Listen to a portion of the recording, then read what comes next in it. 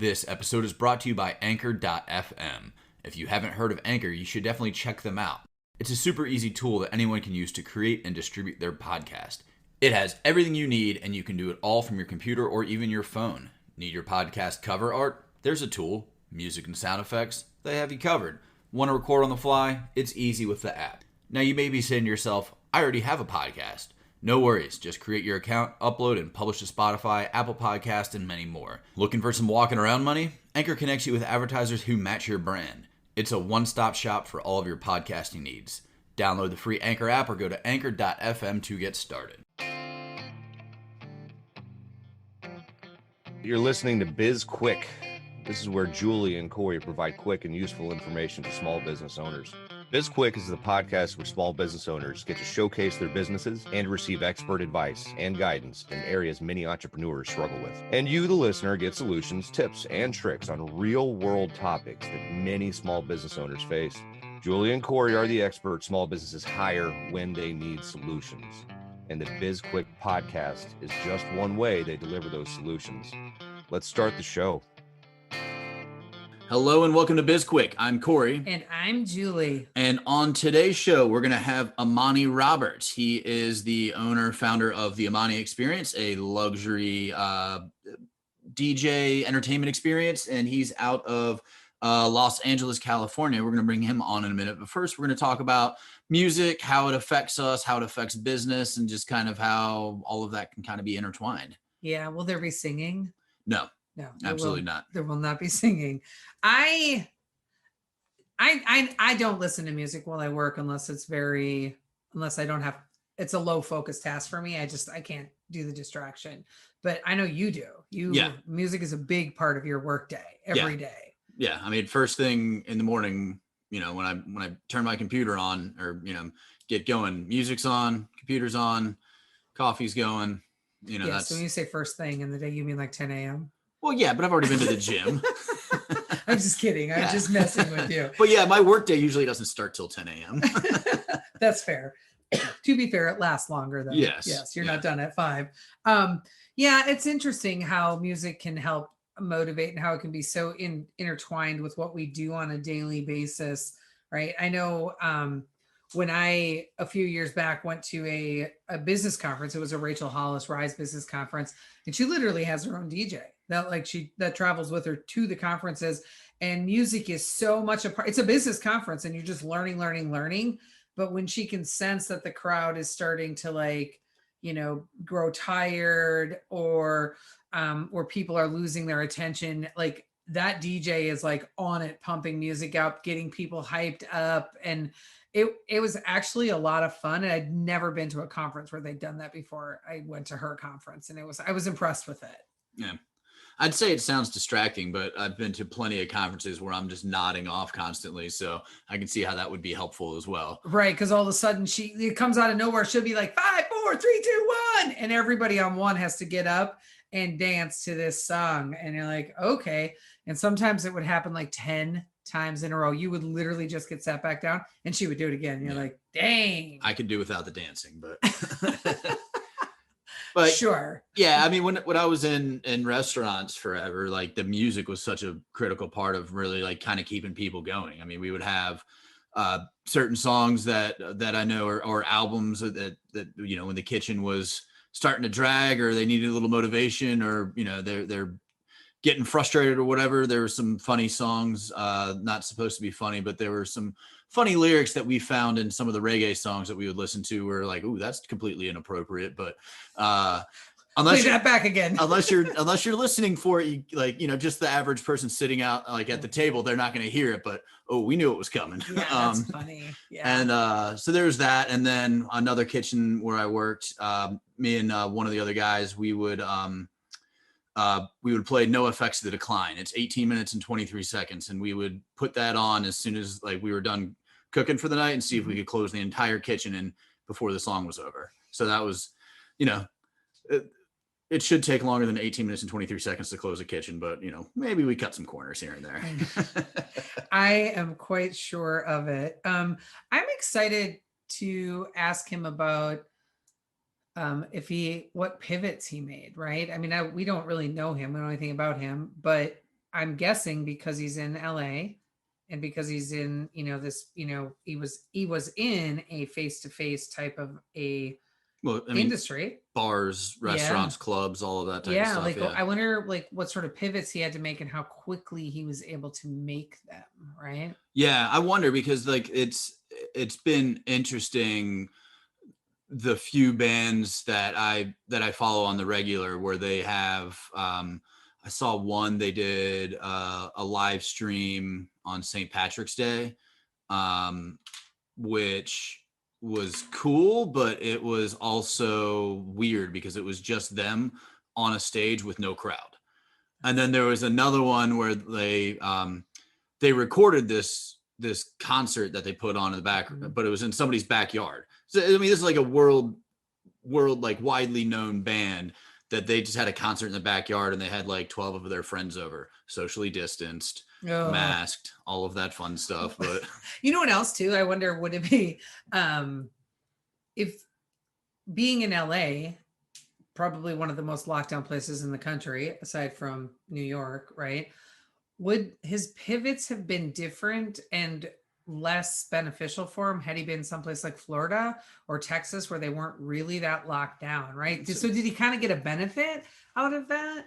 Yeah, that's a good question, because there's one of those things where a lot of businesses, they're like, we've talked to some business owners where they use the pandemic as an excuse to make decisions that they wouldn't have otherwise, like letting go, letting certain employees go. Yeah. And they're better for it. And yeah, I mean, I wonder if he's on the cutting edge of something because he was forced to adapt versus some of these other people who just kind of weathered the storm for a bit and just went back to business as usual. Yeah, I wonder that as well. I'm sure he's got a lot to talk about. He has been doing a lot of different things, and he looks like he's made some interesting adjustments. And I know that he had a book that came out recently as well. We'll have to ask him about the book and see how that went for him. Yeah, definitely. So let's take a quick break and then we'll bring Amani on to talk about DJing in the post-apocalyptic world. Great. Hey everyone, we wanted to tell you about our latest course, Foundation 52, that is now available through our website. This course is built to provide tools and techniques every week of the year, and it's designed to improve your small business. If you're thinking about starting a business, this is a great resource for you as well. We walk you through sales, customer service, disaster planning, growth strategies, and so much more. Head on over to sbpace.com to sign up today. All right, welcome back to the show. We've got Amani Roberts on of the Amani Experience. Welcome to the show, Amani. Thank you very much for having me. I'm excited to be here. We're excited to have you on. So you are a DJ. You've got your just the luxury entertainment business there in Los Angeles, California. And I know just from listening to the only podcast that I listen to, but California has been hit hard by the pandemic, especially when it comes to things like restaurants, bars, just anything fun in general. So can you tell us about that and how it's kind of affected your business? Before he tells us that, can we have him tell our listeners about the business? Sure, that might be a good idea. Okay, we can combine them all into one for sure. So like you said, my name of my business is the Amani Experience. I am a DJ. I DJ all over the world, whether it be Los Angeles, Atlanta, Chicago, Dallas, Miami, Brazil, all over the world, Canada. And really, I focus on a couple of main events. It'd be corporate events, where corporations fly me in to DJ their events, whether it be emceeing their parties. I also do social events. It could be a wedding, a birthday party there. I teach people how to DJ, and I do a unique team building activity where instead of your traditional ropes courses, we combine a DJ lesson into the team building. So that's my business. I also am an author. I write. I've written one book, working on the second book now, music producer.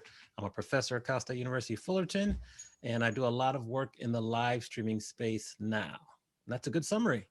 That is a great summary. How long, just real quick before. Well, that's fine. We can, yeah. We're going to let Corey ask the question again so we can talk about Adam Carolla twice in the same podcast. But how long have you, has the Amani Experience existed, and how did you come up with the concept for the business? It's been in existence since April of 2008. So this is our 13th year. Wow. And I used to work in the corporate space, work for Marriott Hotels, and I decided to change and retire and pursue DJing full time. I had initially become interested in being a DJ when I was a senior in college. I saw DJ Biz Markie at this club, and I just fell in love with what he did. I did not have the courage to pursue it at first because I did not realize that DJing could be a full-time profession, and it can definitely compensate you financially very well as mentally and emotionally.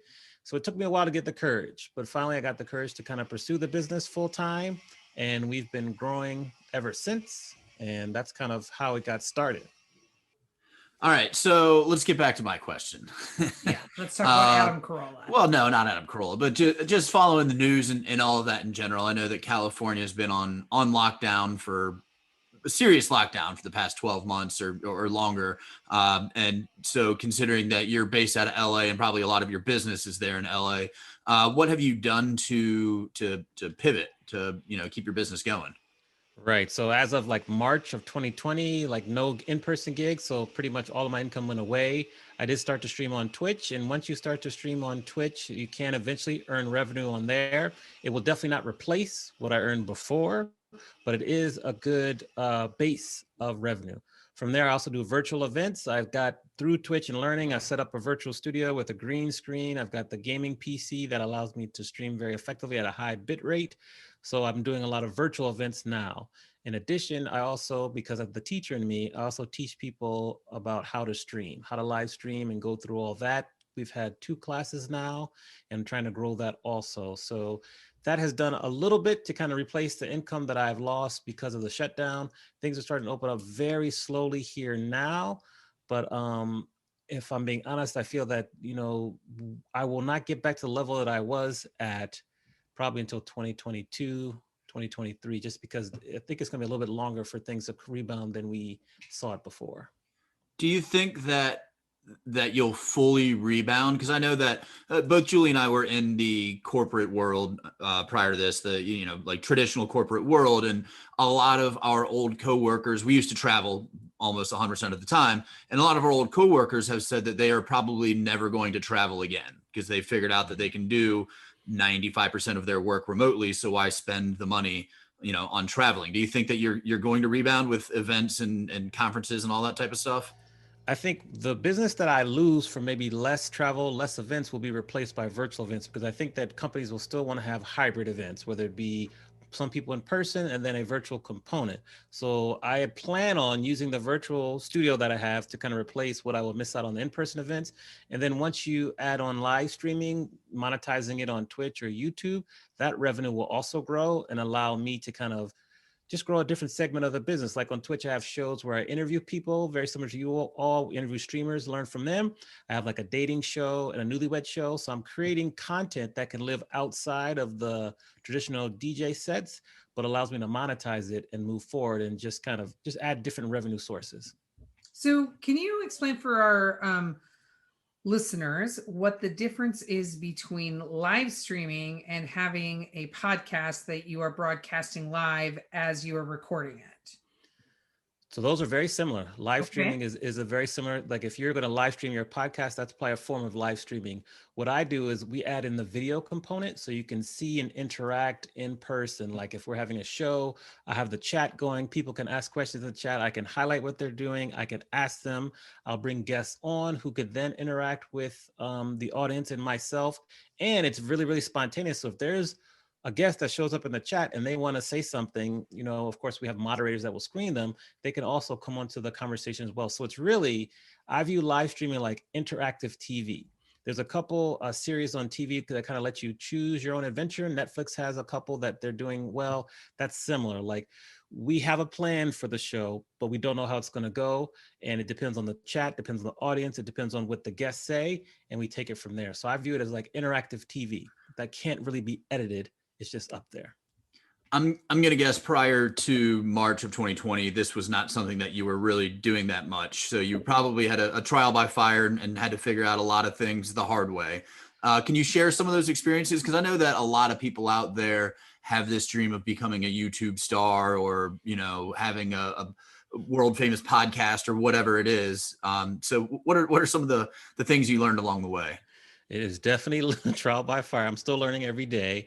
a few things is that you don't need to go and buy equipment right away.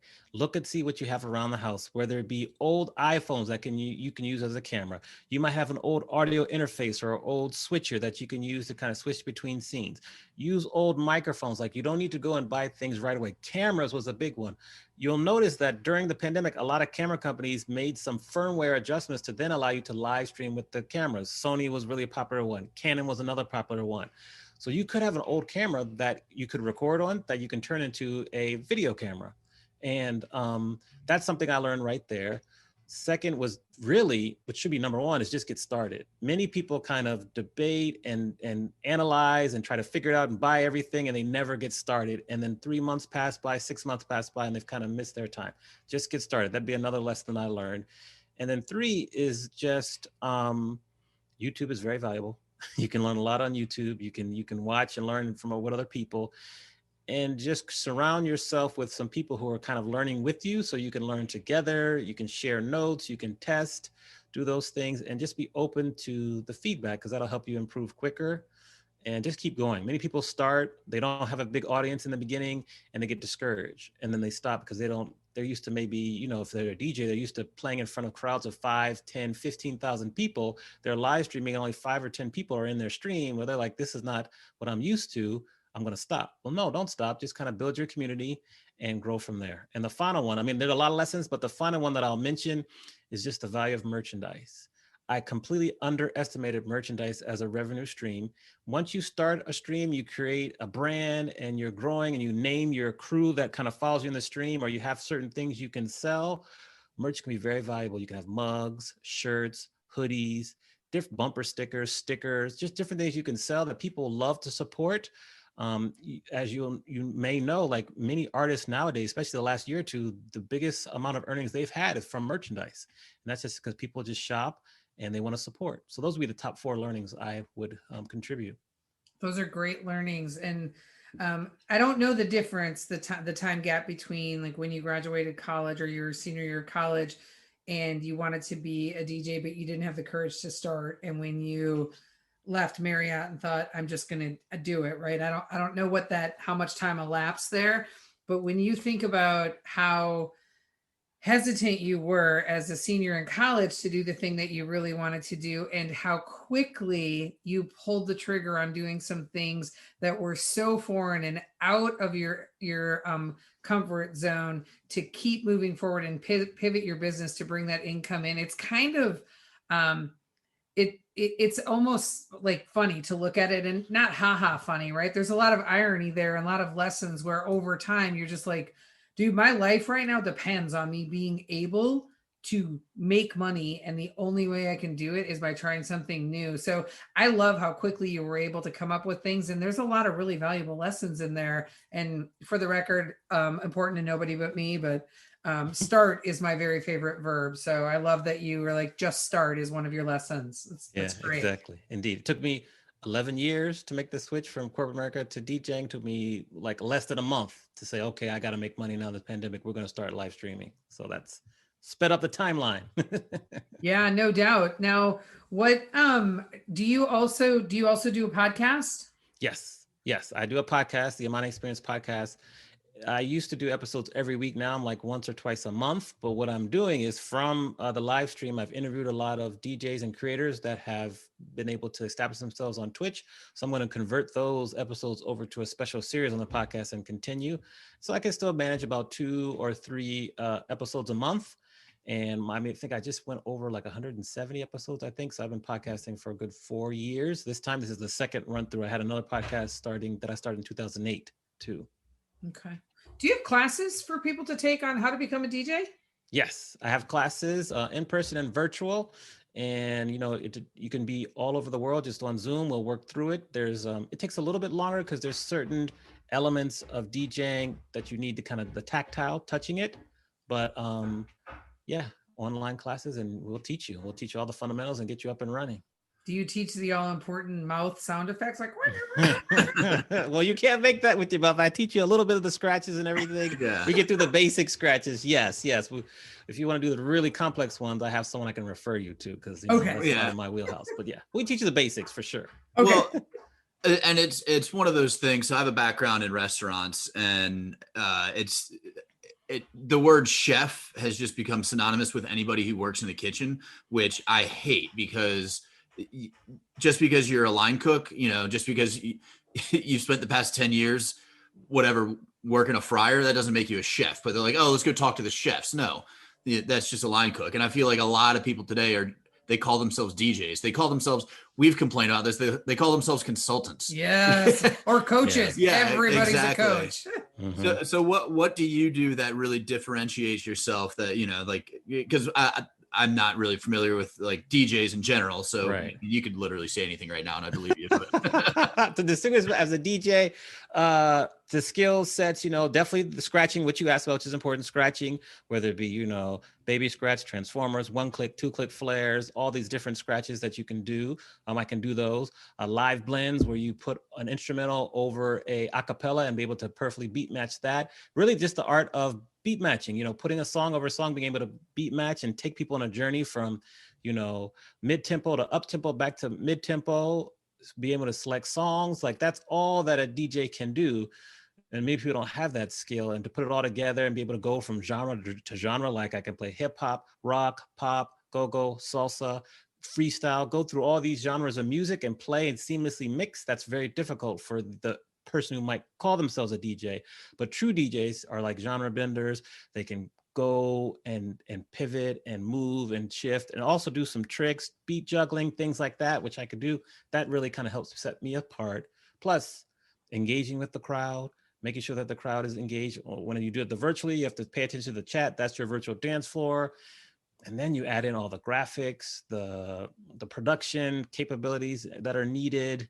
It's a lot going on, but that's part of what kind of helps me establish myself as a true DJ, the art form, and go from there. Great. So how do you take that and apply it to business? Like, what can businesses learn from you as a DJ, or from DJs in general? So in my book, we have a couple of chapters where we talk about ways where the DJing life is very similar to business. The favorite one, which we've all been through now, is like troubleshooting. That's like 11 p.m. at nighttime. If you take a DJ set from 10 p.m. to 2 a.m., you first start off at 10 o'clock p.m. You're trying to get to know who's in the club, make sure that you can keep them there, keep them in the bar. Same thing in business. You're trying to find your ideal client, your avatar, same exact concept. You then fast forward to 11 o'clock. Something always goes wrong in the DJ booth, whether it be a speaker going out, computer crashing, but the music can never stop. So you have to have some creative ways to keep the music going. Same thing in business. A pandemic happens. You can't just shut down your business. How are you going to shift and adjust, but still keep revenue coming in? That's troubleshooting chapter. You have to be really creative. We fast forward to midnight. That's prime time. So if you're fortunate enough to have a business that is bringing in revenue month over month, how do you keep that going? The dance floor, how do you keep the dance floor packed? People singing along song after song after song. That takes a skill. Reading a room is not an exact science. You have to have a high level of emotional intelligence. And that's important. One of my favorite 2 chapters, we talked about it earlier, is risk taking. In business, you have to take risks, because no risk, no reward. Same thing like dance floor. Do I play this song after this song? It might not be popular, but I think it's going to be popular in 2 months. So I want to expose the audience to that song. Do you do it or not? Yes. Play it, see what happens, go for that. Business, do I want to try a new product? Do I want to try to expand offerings? Maybe, yes, no. Try it out, see what happens, and adjust. That's the risk taking chapter. Finally, I love nostalgia. Always at the end of my DJ sets, I'll play slow jams, kind of bring people back to when they were in high school or college, memories. Same businesses do the same thing. You look at like an Old Spice, an Adidas, a Nintendo. They use some of their older brands, older commercials to lure people in from older generations and younger generations. They use nostalgia also. And that's something that's really effective that I love to do. And then finally, feedback. It's really important to get feedback on your product in business. People do surveys, they have focus groups. What I did was a little unique in the DJ world is I also used to drive for Uber. So after I'd finish in the club, I just turn on my little meter, pick up some people who normally would be at the club that I just DJ'd at. I take them home, say, what'd you think of the club? Did you like the music? Did you not? And then right when I was about to drop them off, I'd be like, by the way, I was the DJ there today, so thank you for the feedback. And so that's just some cool ways where it's really interrelated. That's a nice way to get reviews, because reviews are so hard to get. Yeah, that's actually pretty clever. You certainly have, you're clearly a very creative person, because almost everything that you've done since, the pandemic hit has been something that is really non-traditional, and you found a lot of ways to leverage the things that you're passionate about and keep moving forward and introduce some new concepts, which is great. When did you write your book? So I wrote it starting in, I want to say it was like 2018 August, and I finished it up late 2019, and then it was released April 12th, 2020. And releasing a book in the middle of the pandemic, yet again, it's not ideal. I had a whole world tour, set up between the US, some people in UK. I was working on some gigs in Australia, and that all had to kind of go by the wayside. But in the true form of adjusting on the fly, I did a virtual book launch. We did that. I do a lot of interviews to talk about the book readings, and we're definitely going to pick up with the tour, hopefully in like 2022. We'll see, things open up. So that's when I wrote the book. And now I'm working on the second one, but that was a great experience. It just helps to make me a thought leader in the creative space, because you won't find many DJs that write a book, and it just continues to kind of allow me to elevate my profile. Great. We're going to have to start wrapping it up here in a second, but can you tell our listeners where they can find you? Amani Experience on all social media, also on Twitch. You can just search for Amani Experience. I'm there. And my website is amaniexperience.com. And we talked about it earlier. The podcast is the Amani Experience Podcast. That makes it easy. Really done. Well done. Thank you. All right. Well, thanks again for being on the podcast, and thanks to all of our listeners. All of that information and the different ways that you can reach out to Amani will be in our show notes. You can connect with us on social media. You can find us on LinkedIn, Twitter, Instagram, Facebook, and don't forget to subscribe to our YouTube channel, where you can check out our Project 365 every single day. You can also reach us on sbpace.com. And you can subscribe to our pod, like us, and give us a review, please, because we love feedback. So let us know what you like, what you don't like, and what we can do better. We really do love feedback. Reach out about topics too. If there's something you're really interested in hearing that we haven't covered in the 60 plus episodes that we've released so far, please let us know. We are happy to oblige. Oh, hey, we wrote a book. It's a #1 bestseller on Amazon, and it comes with a companion workbook. The book is called Seriously? Now What? A Small Business Guide to Disaster Preparedness. And if you've already bought that book, you should head back to Amazon and give us a review. Yes, and you got the title correct on the first try. Yay, me! All right, that's it for the show. I'm Corey. And I'm Julie. And this was BizQuik, helping small businesses across America.